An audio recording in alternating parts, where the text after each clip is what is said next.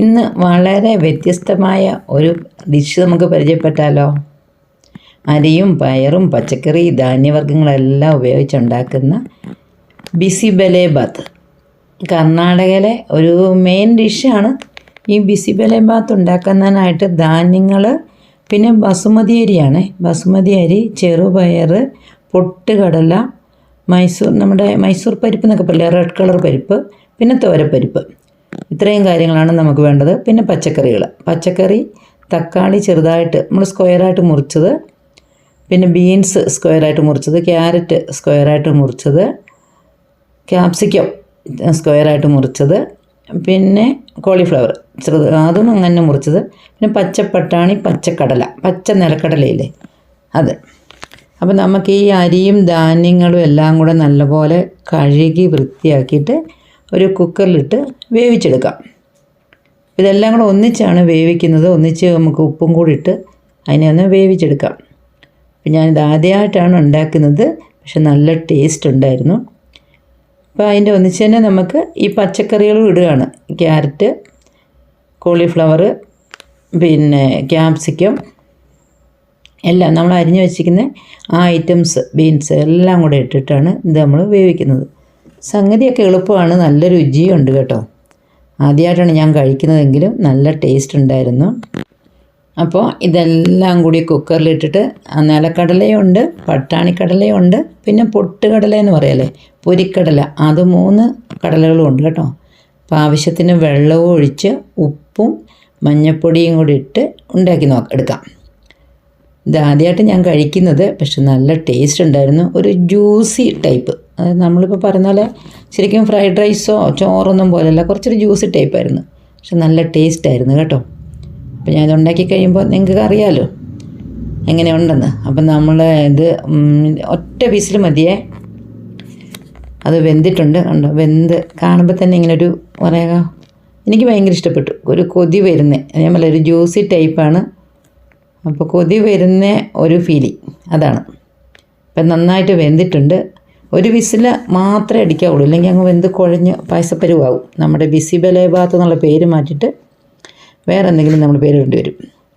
ഇനി ഒരു ഉരുളിയിലേക്ക് നമുക്ക് നെയ്യ് ഒഴിച്ചു കൊടുക്കാം. ഒരു 2 സ്പൂൺ നെയ്യ് ഒഴിച്ചിട്ട് അതിലേക്ക് കുറച്ച് കടുകിട്ട് കൊടുക്കാം. പിന്നെ വേണ്ടത് കുറച്ച് ജീരകമാണ്, നമ്മുടെ സാധാരണ ജീരകമില്ലേ, അതൊരു 2 നുള്ളും കൂടി ഇട്ട് കൊടുക്കാം.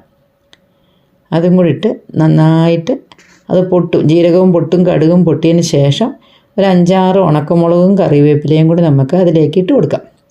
അത് നല്ലോണം ഒന്ന് മൂപ്പിച്ച് എടുക്കാം. അത് നല്ലപോലെ മൂത്ത് കഴിയുമ്പോൾ നമുക്ക് കുറച്ച് ക്യാഷ്യൂം കൂടി ഇട്ട് ആ ക്യാഷ്യൂ ഒന്ന് ഫ്രൈ ആയിട്ട് വരുമ്പോൾ അതിലേക്ക് കുറച്ച് സവോള നമ്മൾ സ്ക്വയറായിട്ട് അരിഞ്ഞ് വെച്ചിട്ടുണ്ടായിരുന്നു, അത് പറയാൻ മറന്നു പോയതാണ്.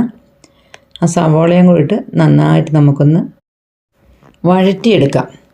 ഇതെല്ലാം കൂടെ ഒന്ന് നല്ലപോലെ ഒന്ന് മൂപ്പിച്ച് എടുത്തു കഴിയുമ്പോൾ ഈ ബിസിബെലെ മസാലയുണ്ട്, അത് പിള്ളേർ വന്നപ്പം ബാംഗ്ലൂരിൽ നിന്ന് വാങ്ങിക്കൊണ്ട് വന്നതാണ്. ഇവിടെയെല്ലാം കിട്ടുന്നതാണ്, കോമൺ ആയിട്ട് പിള്ളേർ ഉപയോഗിക്കുന്നതാണ്.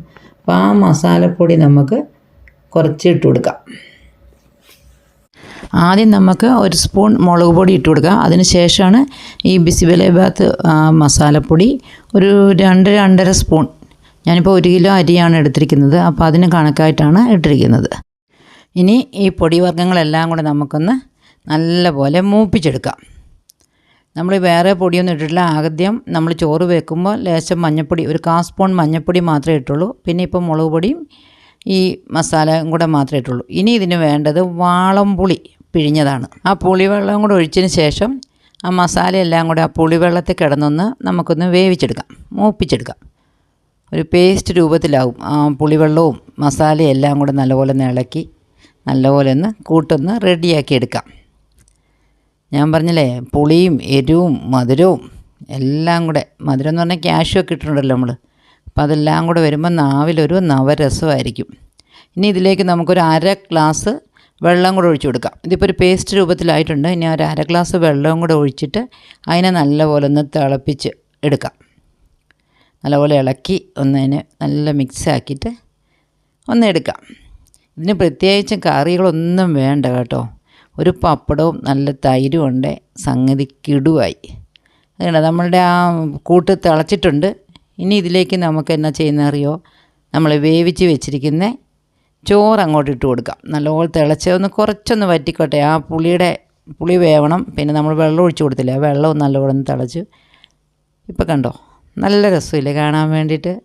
എനിക്ക് ശരിക്കും ഇത് കാണുമ്പോൾ ഒരു പൂക്കളം ഇട്ട പോലെയൊക്കെ തോന്നും. കണ്ണ് വെക്കുകയാണ് ഞാൻ എൻ്റെ ചോറിന്.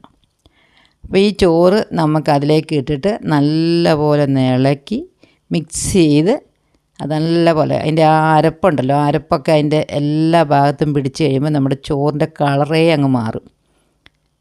അത് ഞാൻ പറഞ്ഞേ, കളറെന്ന് പറഞ്ഞാൽ നല്ല ചുവപ്പാണോ മഞ്ഞയാണോ റോസാണോ എന്നൊക്കെ പറയാൻ പറ്റാത്ത ഒരു നല്ല കളറ്, നല്ലൊരു ഫാൻസി കളറ് അല്ലേ. ഇത്രയേ ഉള്ളൂ, നമ്മളുടെ ചോറ് റെഡിയായി കഴിഞ്ഞു. ഇനി ഇതിന് നമുക്കൊന്ന് ജസ്റ്റ് ഇത്തിരി മല്ലിയില ഇട്ടൊന്ന് ഡെക്കറേറ്റ് ചെയ്തെടുക്കാം. ചൂടോടെ ഇനി അങ്ങോട്ട് വിളമ്പി കഴിച്ചാൽ മാത്രം മതി. നമ്മുടെ ബിസിബെലേബാത്ത് ഇവിടെ റെഡി ആയിട്ടുണ്ട്. അപ്പോൾ നമുക്ക് കൈയോടെ തന്നെ വിളമ്പി അങ്ങോട്ട് കഴിച്ചാലോ? നോക്കാം. ചൂടാറുന്നതിന് മുന്നേ തന്നെ അങ്ങ് കഴിക്കുന്നതല്ലേ നല്ലത്.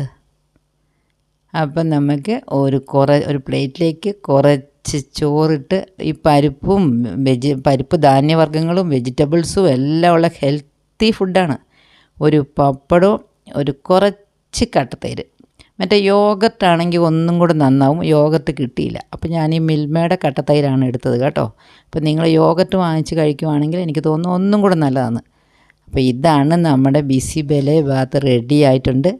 അപ്പോൾ എല്ലാവരും ഒന്ന് ഉണ്ടാക്കി നോക്കുക, കഴിച്ച് നോക്കുക, നിങ്ങളുടെ അഭിപ്രായങ്ങൾ കമൻറ്റായി രേഖപ്പെടുത്തുക. അപ്പോൾ എല്ലാവർക്കും ഇഷ്ടപ്പെട്ടെന്ന് കരുതുന്നു. ഇഷ്ടപ്പെട്ടാൽ ഞാൻ എപ്പോഴും പറഞ്ഞ ലൈക്ക് ചെയ്യാനും ഷെയർ ചെയ്യാനും സബ്സ്ക്രൈബ് ചെയ്ത് സപ്പോർട്ട് ചെയ്യാനും മറക്കരുതേ.